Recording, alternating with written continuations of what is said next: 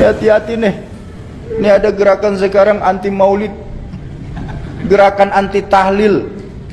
Bahkan teman-teman saya itu, saudara-saudara kita Pak, pernah nanya sama saya, Sauki, apa? Memangnya roh dibacain Fatihah pahalanya nyampe? Saya bilang nyampe Pak. Apa dalilnya? Nggak usah pakai dalil Pak, nanti kita jadi perang dalil. Kalau Bapak nggak percaya, Bapak mati aja duluan, saya bilang.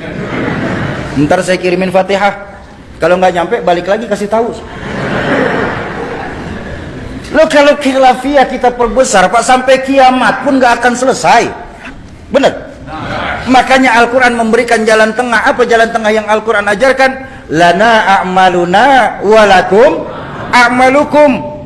Jadi buat saya, yang senang maulid kita di Pekanbaru, bagus, terusin. Baginda Nabi senang. Yang nggak suka maulid juga udah diam-diam aja Pak. Nggak usah pakai ngata-ngatain yang maulidan bakal masuk neraka. Dikit-dikit neraka, dikit-dikit neraka. Emang neraka punya bapak moyangnya? Hati-hati nih, hati-hati. Nih kita di tempat kita nih di Pekanbaru ini masih banyak ulama-ulama, masih banyak guru-guru.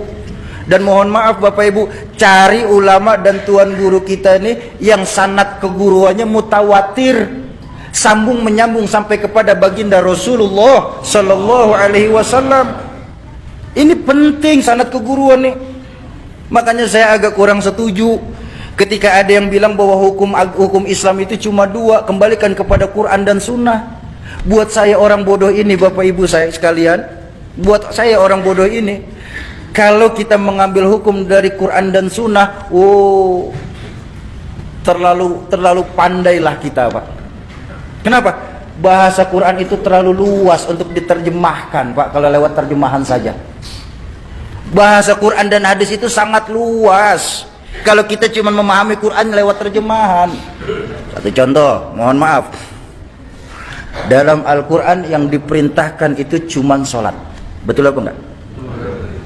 Apa dijelaskan dalam Al-Quran sholat zuhur, asar, maghrib, isya, subuh? Di mana kita temuin? Hadis. Dalam hadis pun cuma dijelaskan 5. Tapi bagaimana mengerjakannya dijelaskan apa enggak? Contoh hadis yang paling gampang. Baginda Nabi bersabda dari Imam Ahmad, "Shallu kama ra'aitumuni usolli." Salatlah kamu sebagaimana kamu melihat aku salat. Ini kalau kita terjemahkan ya. Mohon maaf saya tanya, ada di sini yang pernah ketemu Rasulullah? Ada yang pernah duduk di belakang Rasulullah? Terus bagaimana kita tahu salatnya Rasulullah? Dari guru-guru kita yang ngajarin kita. Ini loh pentingnya. Makanya hukum Islam itu bukan cuma 2 tapi 4. Ada Quran, ada Sunnah, ada ijma, ada qiyas. Yang nggak ditemukan di Quran bisa kita temukan di hadis. Yang nggak ada di Quran dan hadis bisa kita temukan di dalam ijma. Yang nggak ada dalam ijma bisa diqiyas melalui ulama-ulama kita. Bayangkan untuk memahami untuk berijtihad satu hukum, ada syarat ijtihad Pak. Paling tidak dia harus hafal 30 juz, 114 surah, 6230 sekian ayat. Selesai? Belum. Dia harus tahu asbabun nuzul dari ayat tersebut. Selesai? Belum. Dia harus mengkhatamkan minimalnya 3 tafsir Al-Quran yang masyhur. Tafsir Jalalain, tafsir Ibnu Katsir maupun tafsir Tabari. Silakan. Selesai? Belum. Dia harus belajar asbabun nuzul. Untuk tahu asbabun nuzul berarti harus belajar hadis. Untuk tahu kedudukan hadis kan harus belajar mustalahul hadis. Untuk tahu mustalahul hadis ya tentu harus belajar asbabul wurud. Untuk tahu asbabul wurud ya harus belajar fikih. Untuk tahu fikih ya ngaji sama ulama-ulama yang ada sekarang. Jangan ngajinya sama Mbah Google.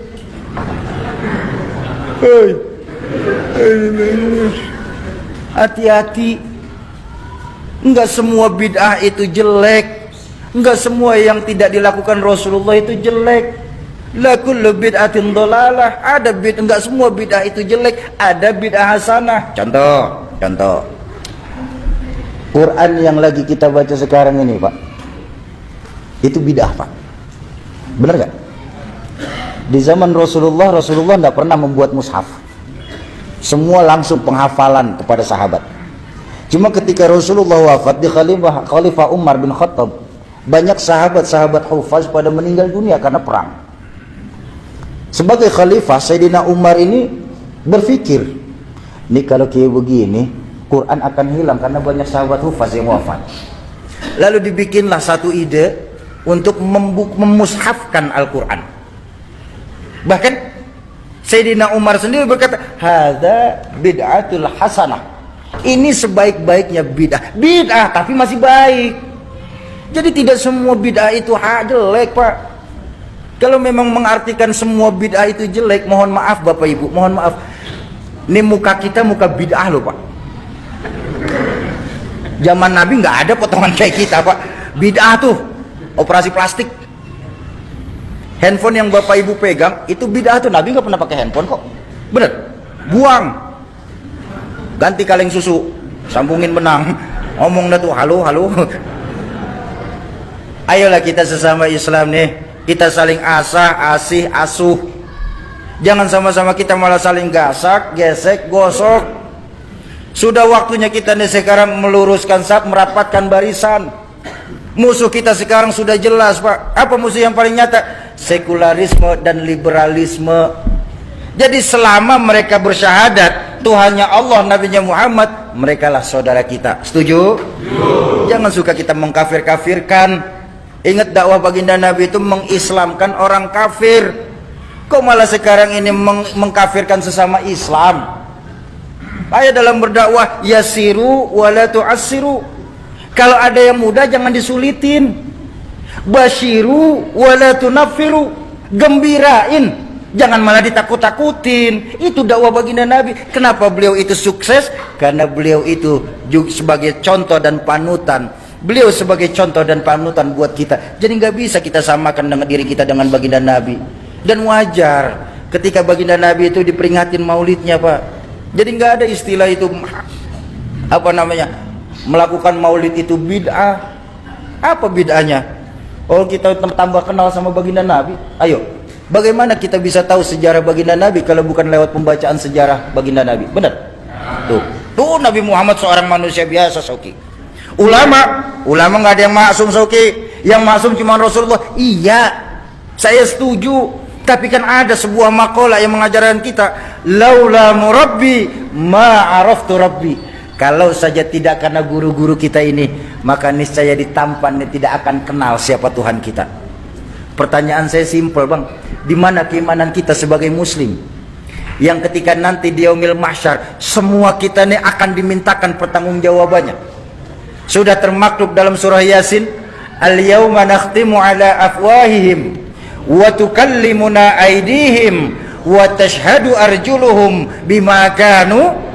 Mulut dikunci, tangan berbicara, kaki bersaksi atas apa-apa yang kita lakukan di permukaan bumi Allah ini. Di mana, Bang, nilai keimanan kita sebagai muslim, Bang? Yang ketika nanti Allah Qadi Rabbul Jalil, Allah akan bertanya kepada masing-masing kita, kamu orang tampan yang katanya Islam, di mana posisi kalian ketika kalian tahu agamaku lagi dihina-hina? Kamu yang katanya pecinta kekasihku Muhammad, di mana posisi kalian ketika kalian tahu di dunia ini kekasihku lagi disamakan dengan Insinyur Soekarno? Dan kalian yang ngaku-ngaku sebagai muslim, di mana posisi kalian ketika kalian tahu para wali-waliku di dunia ini lagi dicari-cari kesalahannya? Di mana nilai keimanan kita sebagai muslim sesungguhnya? Ayo, di peringatan tablik akbar malam hari ini, kembalikan lagi nilai keyakinan kita kepada Allah Subhanahu wa ta'ala. Tanamkan kepada diri kita, kalau kita sendiri, yang kedua Allah. Kalau kita berdua, yang ketiga Allah. Jangan pernah pisahkan Allah dalam hidup kita. Setuju?